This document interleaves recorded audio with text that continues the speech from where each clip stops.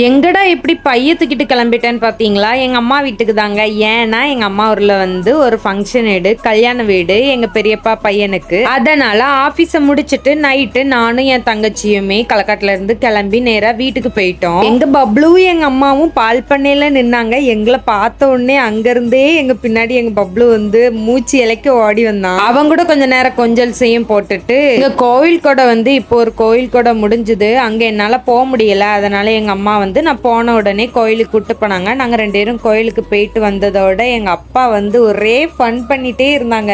போனாலே எங்க அப்பாவுக்கு ஒரே ஹாப்பியா தான் இருக்கும். எங்க அப்பா நான் எப்படா வருவேன் அப்படின்ட்டு இருப்பாங்க. நான் இல்லைன்னா எங்க அப்பா ஒரு 8:30க்கெல்லாம் கம்முன்னு படுத்து தூங்கிடுவாங்க. கல்யாண வீட்டுக்கும் நான் போறதுனால எங்க அப்பாவும் என் கூட கிளம்பி வந்துட்டாங்க. நான் ஒரு பக்கம் கிளம்ப, எங்க அப்பா ஒரு பக்கம், என் தங்கச்சி ஒரு பக்கம், எல்லாருமே கிளம்பி நேரா கல்யாண வீட்டுக்கு போக ஆரம்பிச்சிட்டோம். எங்க அம்மா நீங்க ஃபர்ஸ்ட் போங்க, நான் பின்னாடி வாரேன்னு சொல்லிட்டாங்க. நாங்க 3 பேரும் ஃபர்ஸ்ட் போயிட்டோம். போனதுமே பந்தி தான் நடந்துகிட்டு இருந்தது. மாப்பிள்ளையும் பொண்ணும் ஸ்டேஜ்ல தான் உட்கார்ந்துருக்காங்க. நான் பக்கத்துல போய் காமிக்கல, கொஞ்சம் தூரமா வச்சுதான் காமிச்சேன். நாங்க போகும்போதே மணி ஒரு 8:30 கிட்ட இருக்கும். அப்போ வரைக்குமே பொண்ணு வீட்டுல இருந்து ஆள் வரல. ஏன்னா பொண்ணு வீடு பக்கத்துல மாவடி தான். அதனால கொஞ்சம் லேட்டா போலான்னு வந்திருப்பாங்கன்னு நினைக்கிறேன். பந்தில இடம் காலியா இருந்ததுன்னு நாங்க ஃபேமிலியா உட்காந்து சாப்பிட ஆரம்பிச்சாச்சு. சாப்பிட்டுட்டு மாப்பிள்ளை பொண்ணு கூட நின்று போட்டோ எடுத்துட்டு அங்கிருந்து நேரா வீட்டுக்கு கிளம்பி வந்தாச்சு. வீட்டுக்கு வந்ததும் பழையபடி எங்க அப்பாவோட அட்ராசிட்டிஸ் தாங்கவே முடியல. எங்க அப்பா கூட நின்று நானும் என் தங்கச்சி மாத்தி மாத்தி போட்டோ எடுத்தோம். எங்க அப்பா கொடுத்த போஸ்ட்லாம் வேற மாதிரி இருந்துச்சு. அம்மா வீட்டுக்கு போனா சொல்லவா வேணும். எங்க அம்மா என்னை விழுந்து விழுந்து கவனிப்பாங்க.